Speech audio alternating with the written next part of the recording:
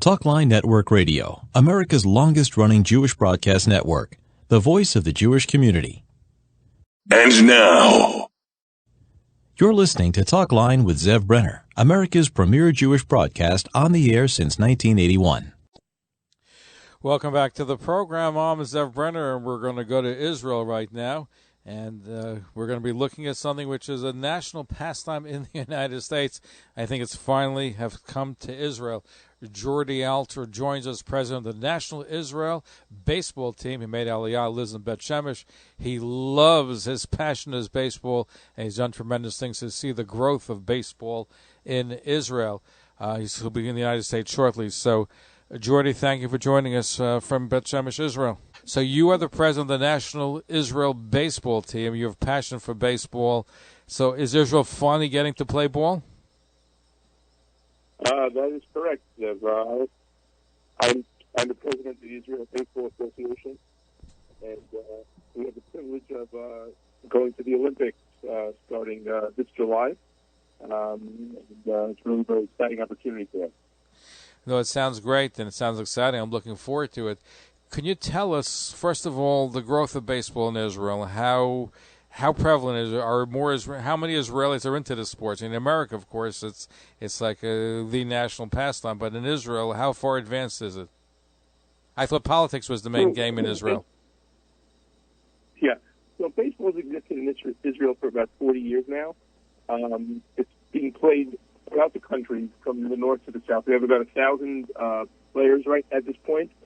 From ages 7 all the way up to adults. We have 5 different levels of leagues here in the country, and it's definitely been a struggle to catch on with the local Israelis, but certainly now with the attention that we're receiving at the Olympics, we expect that to change tremendously in the near future.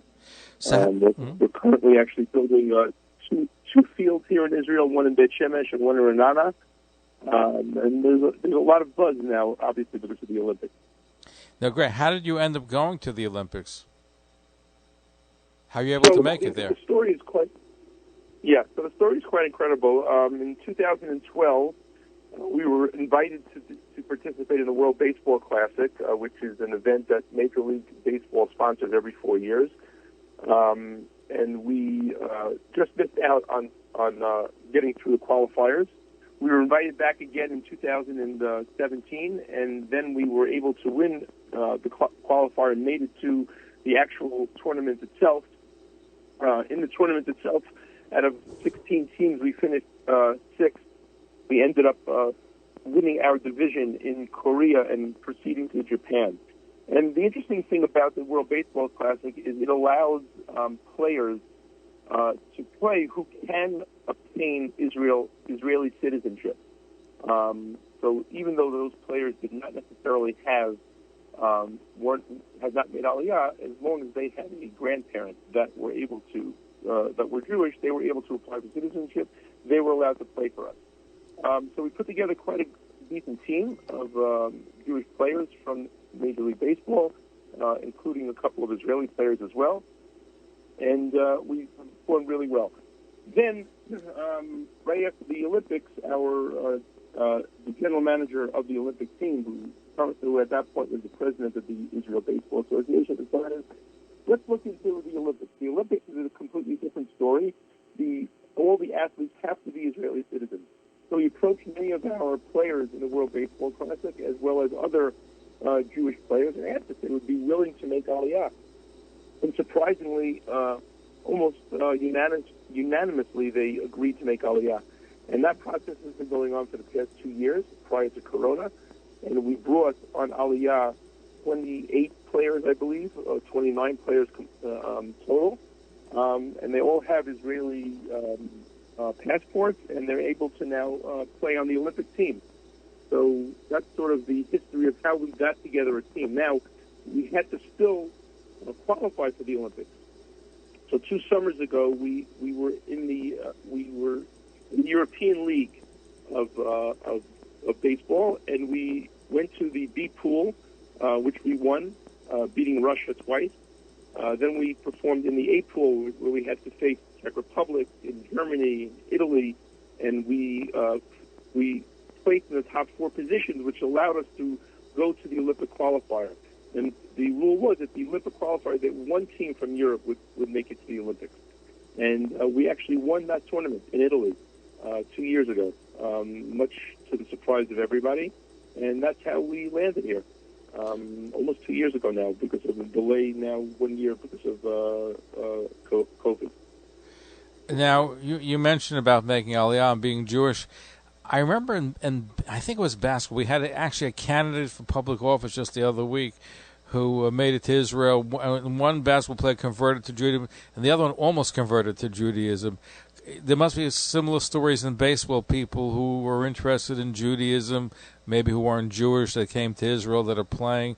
Are there any such stories in the baseball realm? So the truth is not. All our players are either halakhically Jewish or their father or grandfather are Jewish. Many of them had some knowledge of their Judaism, and there are others that did not, actually. There are others that we had tracked down through anecdotal stories. Some of them barely knew that they had any connection to Judaism at all. The interesting thing is that as we've gotten to know many of these athletes, some of them now have been part of our system for 4 or 5 years. Their connection to Judaism has grown immensely, and it's quite fascinating to see these people that really grew up with no Yiddishkeit whatsoever and no connection, and just as a result of playing baseball, have really found a connection, and it's sort of very, very heartwarming for us here that that this has happened, and they've become really incredible spokespeople for baseball and for Israel as well. We were together with them in Arizona 2 months ago during the last war in Gaza, and these are intelligent guys who many of them are nearing the end of their career. Some of them are Ivy League educated fellows, and they all started questioning what was going on in Israel and the press and the things that they see that normally they would lead one way, due to the way the American press would present things.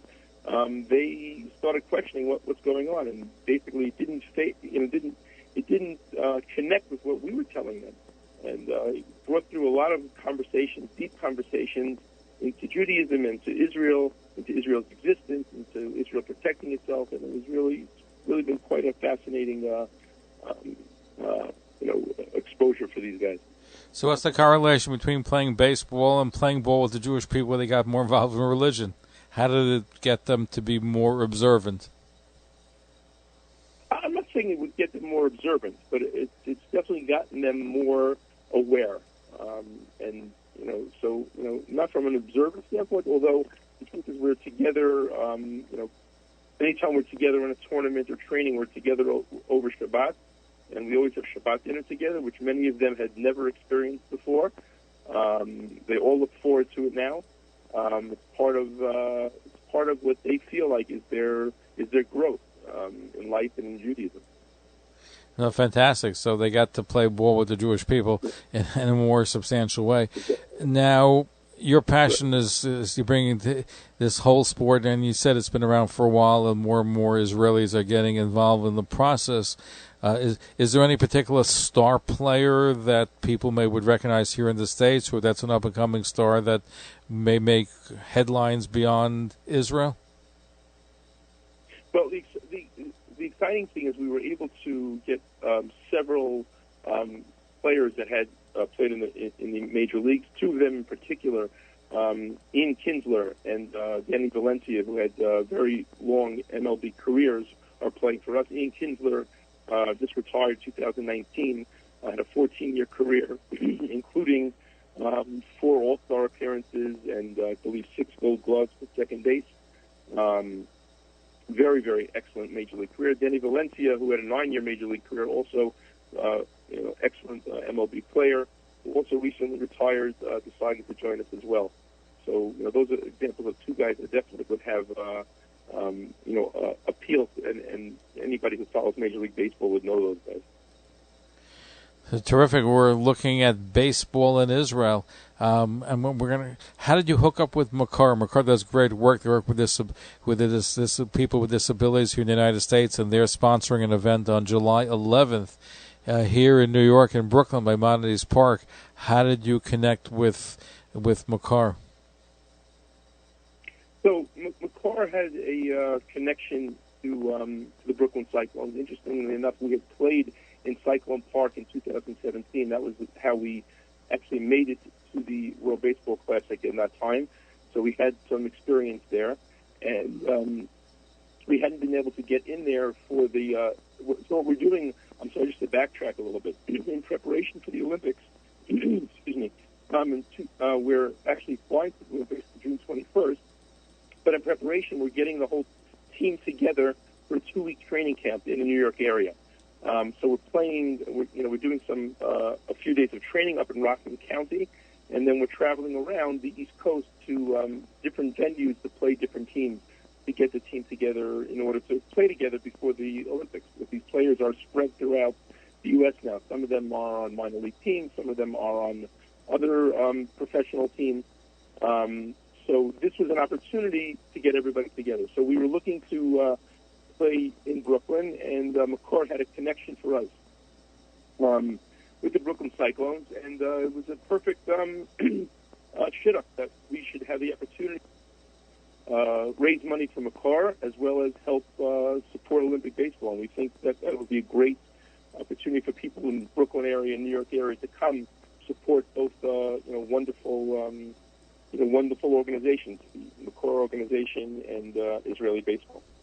And I think it's a win-win situation because people can help Makar and have a great time watching a basketball game against the Fire Department of New York. How did you end up playing or having that game against your team against the Fire Department of New York? It's interesting. The local fire department, the FDNY, and the police department have these very, very high-level teams that play in these leagues. They're large organizations. We've actually played them before when we came through Brooklyn in 2017 as also part of our initial training. So we have a connection to them, and it so happens, that it's right prior to the 20th anniversary, the 20th memorial of 9/11. Actually, 2 months before that, which is sort of crazy. So it just seemed like also a very good shit up for us to be able to get to play them. They're all very supportive of Israel baseball, and so it should be a great event for the community and for Israel baseball. No, it's I'm so pleased that this event is taking place, and like I said, you have a passion for baseball and a passion to help our fellow Jews and help Makar do what they're doing with the disabled. So it's certainly something that's a win-win situation, which is the best kind of situation to be in. So now you're going to be in the United States, I believe, very soon. Yeah, I do travel back and forth, but I will be back in the U.S. next week, and we begin our training up in Rockland County. We played Brooklyn like you said, on July 11th at 4 o'clock in the afternoon. People that want to get tickets can go to the Brooklyn Cyclone site at milb.com /Brooklyn. If they want to participate in sponsorship, they can reach out to Carol Suffian at Suffian, SUFIAN at Makor, MAKORBS.org. Many sponsorship opportunities throwing out the first pitch, bat boy, bat girl. There's all different sorts of opportunities, suites available for those that want. It happens to be the beginning of the 9 days. We expect to have a Siyum there. There'll be kosher food there. There'll be also merchandise available to purchase. For all different ages, all different opportunities to participate, become part of Team Israel's march to hopefully Olympic gold, which would be an incredible story, I think, for the Jewish people, for Israel as a whole, for the Olympic team. The last time the Israelis had a team in the Olympics was in 1976. So this is a huge story here in Israel, and we're all so very excited about it. No, it sounds great. Now, you mentioned the steam. Does that mean there's going to be food there? Yes. Okay. There will be kosher food there, correct. Okay, and obviously it's going to be meat if you're having a siyum. So, okay. Correct. Just want to clarify that wasn't in the promotional material that I saw, but that could be an extra element that we can get to watch a wonderful ball game and also have siyum and have meat during the 9 days. So that's an added attraction. I got to tell Carol to include that in the publicity. Absolutely. And kosher hot dogs and watch baseball. The number, if you want to call them, is 718-507-TIXX. 718-507-TIXX if you want to participate. I was going to say in playing the game, but at least watching the game, and maybe get a chance to throw out the first pitch if you get to be a sponsor. If you'd like to win a pair of tickets, by the way, send me an email, zevbrenner@gmail.com, zevbrenner@gmail.com. Put in baseball. Okay, that's going to be the catchword. And we're going to pick 3 lucky winners at zevbrenner@gmail.com, zevbrenner@gmail.com. And put in baseball, or put in Makor, M-A-K-O-R. You can have your choice. And we are going to pick 3 winners to the game. Jordy Alter, the president of the National Israel Baseball Team, thank you for being with us. Thank you for bringing not just baseball to Israel. Now you bring Israeli baseball to America and also to the Olympics. So thank you for all your efforts. Thank you, Zev. Thanks for your time. Really appreciate it. And I hope after we bring back a medal, I can get back on with you and discuss it with you and let you know about the experience. Absolutely. And listen, to the bigger and better thing, Israel is a world leader in so many different areas, and now it's great to see that not just in high tech, but baseball is on the map as well. Yeah, correct. Thank you. And thank you. Amazing Israeli ingenuity, including baseball. Okay, Israel knows how to play ball. Talkline radio and TV with Zev Brenner is just phenomenal. Everybody concerned about the Jewish community should listen and watch. He has the best guests. He asks the most interesting questions. He's always so well prepared. It's talk radio and television from a Jewish point of view at its very best. To advertise on the Talkline network and Talkline's email and social media blasts reaching over 70,000 people, please call 212-769-1925, extension 100. That's 212-769-1925, extension 100. Or email info@talklinenetwork.com. Follow us on Facebook, Twitter, and Instagram.